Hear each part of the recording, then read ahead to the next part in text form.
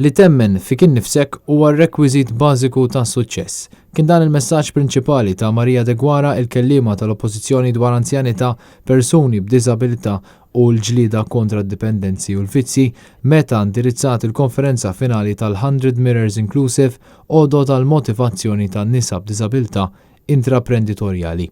100 Mirrors huwa proġett iffukat fuq il-promozzjoni ta' imprenditorija inklusiva għan-nisa b'diżabilità.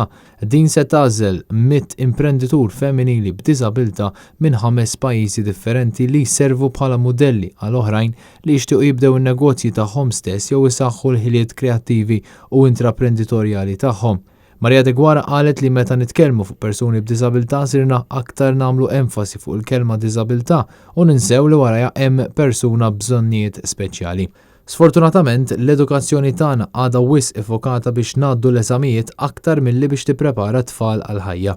Il-kelliema tal-Oppożizzjoni għal persuni b'diżabilità komplet tgħid li persuni b'diżabilità għandhom l-aspirazzjonijiet tagħhom għandhom dritt ikunu parti integrali fis-soċjetà.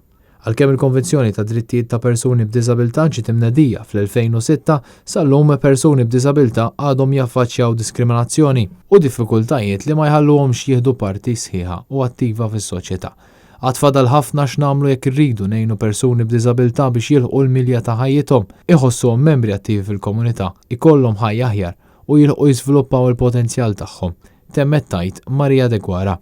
F'din il-konferenza tkellmu wkoll is-Segretarju Parlamentari tal-Persuni b'Diżabilità Anthony De Celis, Juanita Muscat minn Across Limits u Rhoda Garland minn CRPD.